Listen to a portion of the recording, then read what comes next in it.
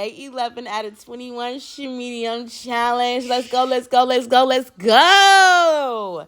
Okay, so the lesson of the day is, so I was out for a family walk and it was time to go inside. And I'm like, y'all, let's go, let's run. You know, my 5-year-old, he took off. My 2-year-old, she started running slowly. And one thing about kids, they just, they gravitate to me. So they're trying to hold on to me. And I'm like, they feel like weights pulling me down. I'm like, yo, let me go, let me go, let me go. I'm trying to run. I'm like, girl, why are you running so slowly? I look down at her feet and she has her Crocs on the wrong foot. How did I not notice this whole time? I don't know. But I'm like, baby girl, that's why you can't run, because you got your shoes on the wrong feet. Lesson of the day. We so ready to take off, but we don't even have on the full armor of God. And you know what I'm talking about. Ephesians 6:11 says, put on the full armor of God so you can stand against the devil's evil schemes. Plate of righteousness, the helmet of salvation. We're ready to walk into a new season of our lives, but we haven't even finished the last one. We're saying that, we ready for God's promises. We ready for the X, Y, and the Z.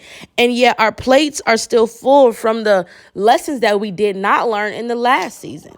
We so focused on what we're going to get, but we're not preparing the space. God cannot give you more if you're not even ready for it. How are you praying God for a bigger house, and yet you're not stewarding and taking care of the home that you already have? You're not keeping it clean, obeying the Sabbath, filling it with all the fruits of the Spirit in your home. How are you going to get more if you can't take care of what you already have? Y'all remember that parable about the men he gave them of the 3 men and the coins?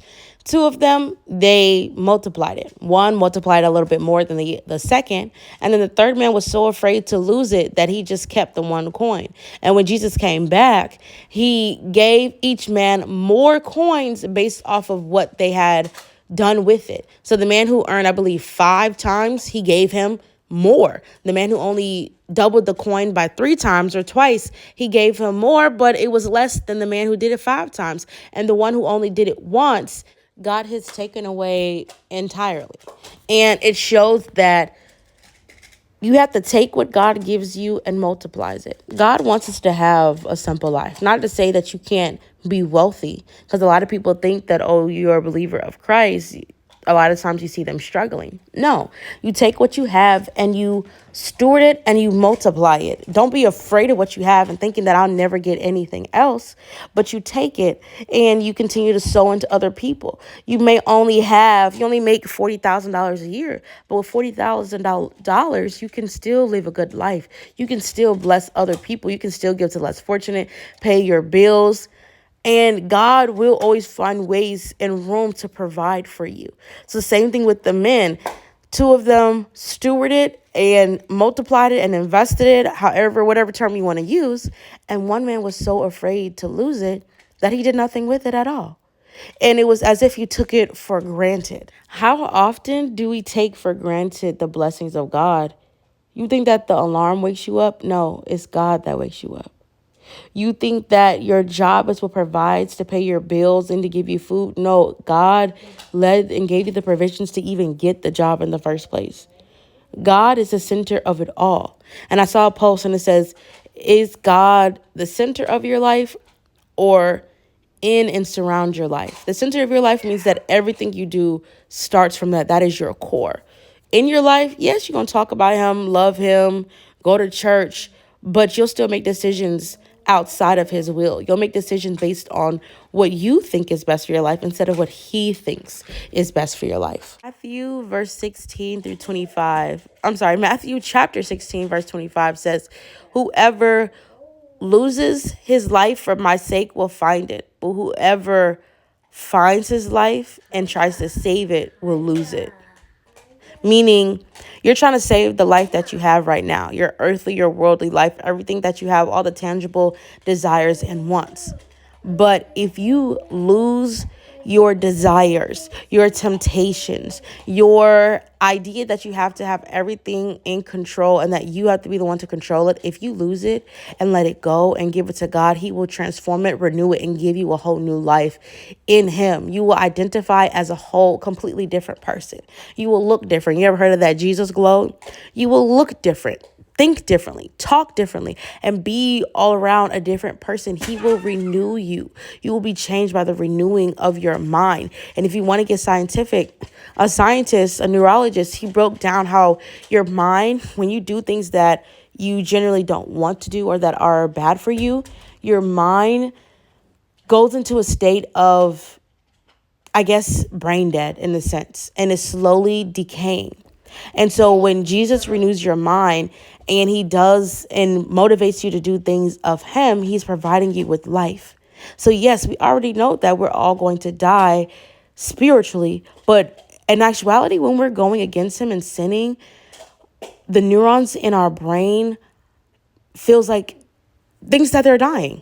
It feels like they're dying.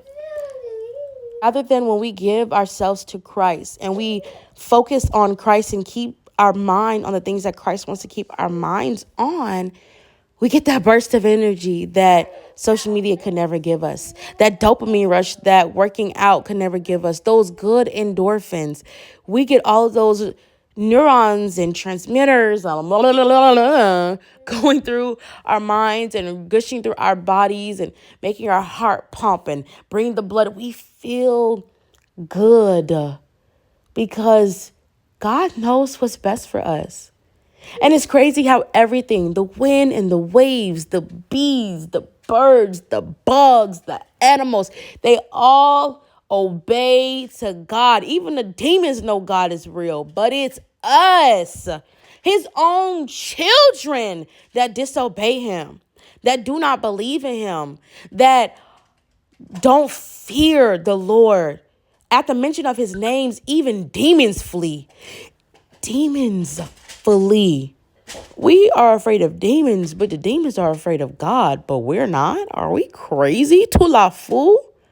Like, the way that our brains work, I don't know.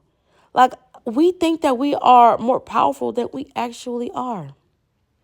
And I believe that, yes, when you step into Christ, you do get those spiritual gifts of discernment and you can see visions in your dreams and things like that. I do definitely believe that is real. But we think just as regular mere humans that we are better and we're more powerful. And, oh, God gave us dominion over lions, tigers, and bears. But at the same time, it's like we have to know where is order to everything. I'm getting off subject a little bit, but literally everything else is good. If God says, bees, you need to go pollinate and you need to go make some honey, they're going to do what he says. God told the waves to, calm down. They do what he says. So why is it that us as people, thoughts, we are made in his image, and yet we do everything to rebel against him? We're like those magnets. You ever know what magnets? There's an X side and a Y side. And if you put two X's together, they will repel each other because they're similar. But if you put an X and a Y together, they'll attract. I don't know where I was going with that. But if you follow me, then follow me. But we are made in God's image, and yet we rebel against God. And someone who had a rebellious teenage phase in my life, I rebelled against my mother so hard. And it just reminds me how still as an adult, I still be rebelling against God. I do everything to fight what is good for me. Like a baby, they don't want to eat their vegetables, but it's good for them. We fight what is good for us, but we go with the things that are not going to benefit us and are going to kill us in the end. Instead of, we can kill our flesh right now and live a prosperous life. All right, y'all. I just want to say thank y'all for tuning in for day 11 out of 21 Smedium. Y'all stay blessed.